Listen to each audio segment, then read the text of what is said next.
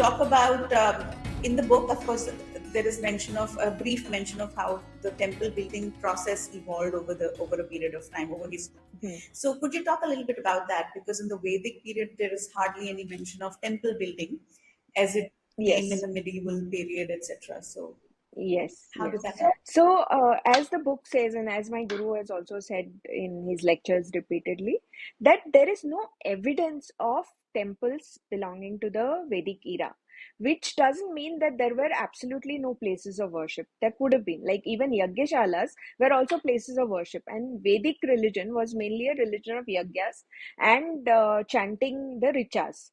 And at that time, they did build different buildings for the Yagyashala, but those buildings were made from perishable material. They were made from wood, they were thatched buildings, and they were built specifically for the purpose of a yagya being conducted.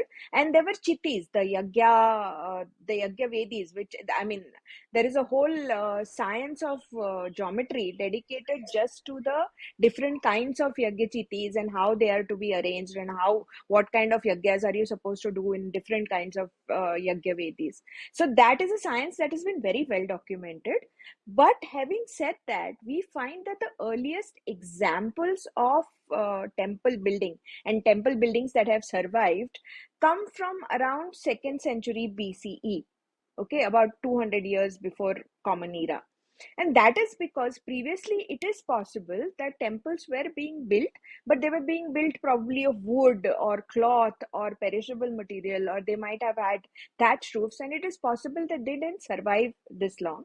But we do have mentions of Murti Puja even in Veda itself, very sparing ones, but the way they have described the gods and goddesses with the complexion in certain way, the hair in a certain way, it is possible that they visualized some kind of murti, which is what later on we started codifying and started building murtis, not building, sculpting murtis and building temples.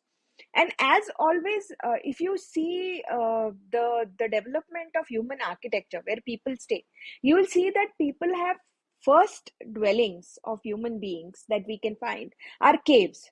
They were either natural caves, or they were some natural cave like thing which has been scooped out further, and people started living there. And from there, the architecture, secular architecture I'm talking about, where people are living, that our journey has been from caves to skyscrapers, right? So skyscrapers these days are the most urban, most considered to be most evolved style of human dwellings in secular human history, in non-religious human history, so to speak. Secular is a wrong term to use. But similarly, even the development of temple architecture in India has been exactly like that. So the earliest temples or places of worship that you can find are the cave temples. Either they are belonging to the Ajivika sect, or they are belonging to the Buddhist religion, or Jain Pantha, or Hindu caves that you see. And from there, we have gone on to build, Mane, Indians in general, our ancestors have built temples which are 13 storied high, which is like the Brigadishwara temple in Tamil Nadu, or you can take the Konark temple in Odisha, which are more or less contemporary. And you will see that the process of temple building has started from, again, worshipping in caves or scooping out caves, natural caves, and making them bigger, broader, and praying there, to building huge shikaras which are 13 storied, 14 stories high. And that is kind of a same process that is mimicking the process of our architecture that you use for living. Because just as human beings require houses to dwell in, our homes are places to be feel safe in. Similarly, gods also require places. So that is what a devalaya is. It's literally a home of a god, deva alaya. So that is how the development of a temple has been in India.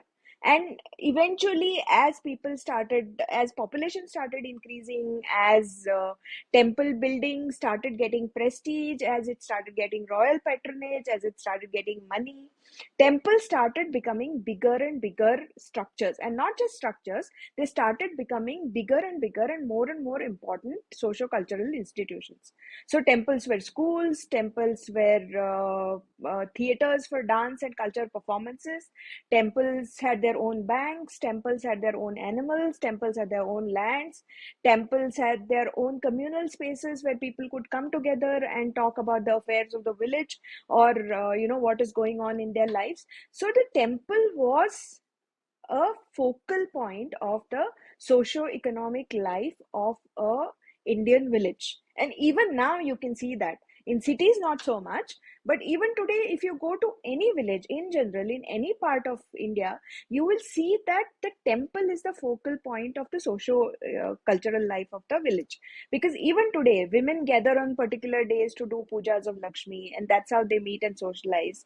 Old people, senior citizens, they come to the temple every day, and that is where they socialize. On festival days, even when a young child starts his or her Akshar Puja, then they take him or her to the nearest temple first, and they make him or her do the Sri Ganesha, and then they put the child in the school. So all these traditions still exist, and I'm talking about Pune because I live in Pune.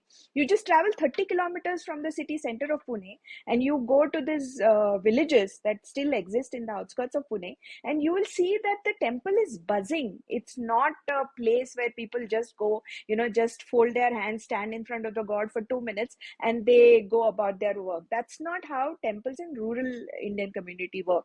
Even now, they are a thriving, living space where the people of the village come together to conduct their business, to talk, to socialize, to pray, everything. It's like love, eat, pray, as they That's say in right. the book, right?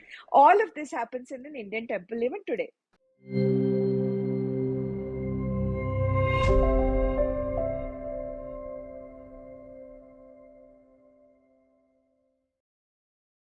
Please remember to subscribe to us and switch on the notifications for this channel. For our other social media links, more content, and to support our work, please visit citti.net.